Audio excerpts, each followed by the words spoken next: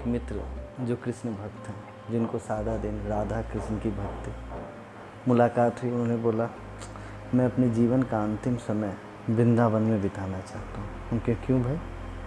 मैं कृष्ण में लीन रहूँगा। उनके वृंदावन में कृष्ण जो सब जगह व्याप्त हैं, जिनको हम लोग सर्वव्याप्त बोलते हैं, योगेश्वर कृष्ण को आप सिर्फ वृंदावन में बांध कर रखे हो। वो बड़े बहुत चक्के से मुझे देखने लगे, ये क्या बातें आप कर रहे हो? हम कह पा रहे, कृष्ण को तो समझो, कृष्ण को तो जियो, फिर वृंदावन में ढूंढना है अपने अंदर में। तूने अचरज भाव से मुझसे पूछा कि कृष्ण है क्या, ये राधा है क्या?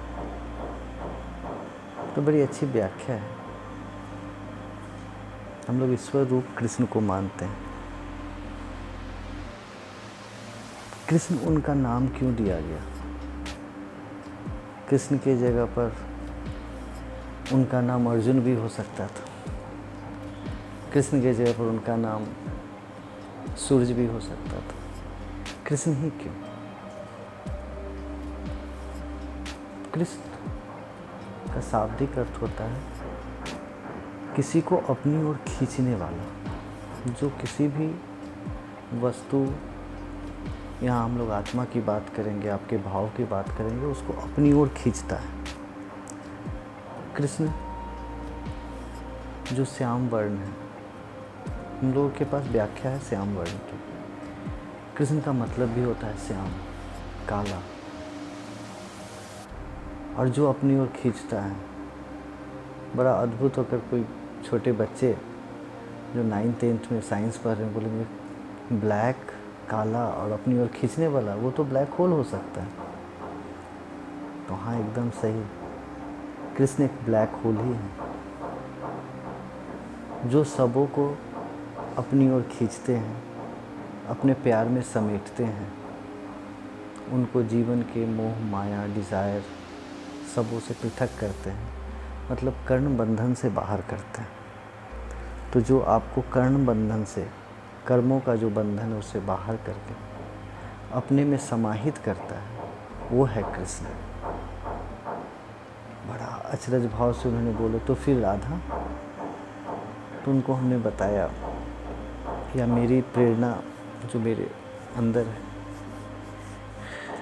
धारा जिसका सभी लोग मतलब समझते हैं, जल का प्रवाह जो ऊपर से नीचे की ओर बहता है,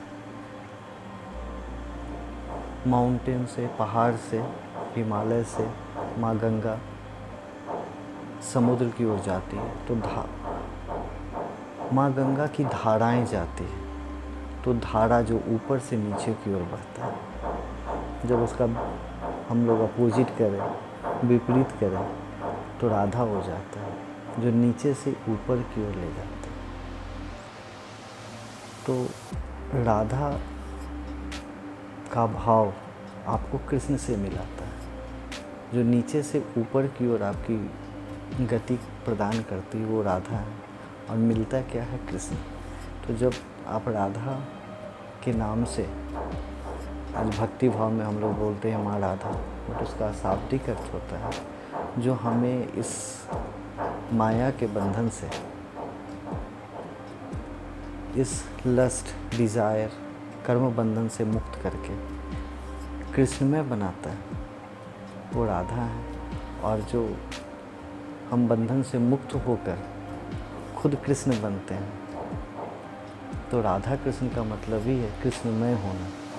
तो वृंदावन में नहीं, खुद के अंदर राधा और कृष्ण को ढूंढनी है और उनको जीना है।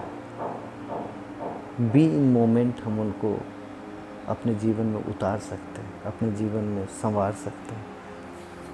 तो उसके लिए वृंदावन में ढूंढना और द्वारिका में ढूंढना नहीं है, बस अपने अंदर ढूंढना है। राधा आपको कृष्ण से मिलाएंगी, कृष्ण से मिलने के बाद आप कृष्णमय हो जाएंगे। तो कृष्ण को जीना है, तो बस आप एकात्मक हो जाइए, प्रकृति में लीन हो जाइए, राधा और कृष्ण से मिल लीजिए।